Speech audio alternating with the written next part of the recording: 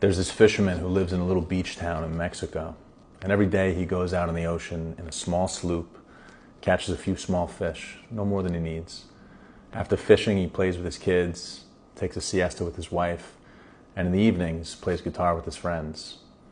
One day he's out in the ocean fishing, and another boat pulls up. Turns out it's the Stanford MBA. They get to talking. And Stanford says, if you were to catch a few more fish every day, you could sell them and use the money to buy a bigger boat and catch bigger fish. And then you could sell those and start to make some money. The fisherman thinks about it and says, what then? Stanford says if you worked hard and you saved, you could start to buy a small fleet of boats. You could hire people to fish for you. And then you'd make even more money. The fisherman asks, what then?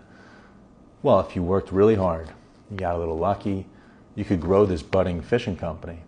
Eventually, you might have to move to Mexico City, and then one day, maybe even New York, the Big Apple, with a full-blown international fishing company. And then you'd have tons of money. The fisherman asks, what then? Then you can do whatever you want.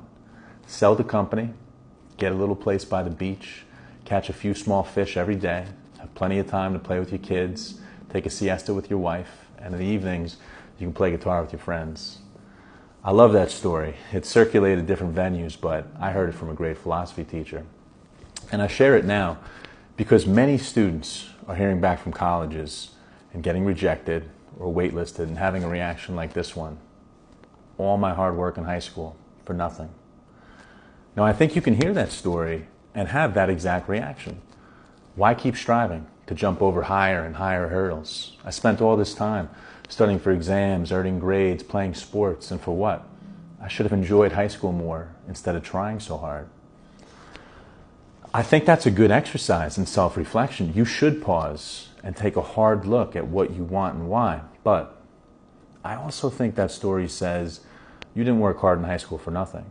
Because if the fisherman builds that business, and he will fail and get rejected along the way, when he comes back to the beach, he's in the same place, but he is not the same person. Those Saturday mornings that you studied for exams, that made you more disciplined. Those homework problems you solved, that made you a better thinker. All those hours competing on sports fields, that made you resilient. All that hard work wasn't for nothing. Because even if you don't get into a college that's your top choice, you are a more interesting, dynamic, skilled person for making the effort.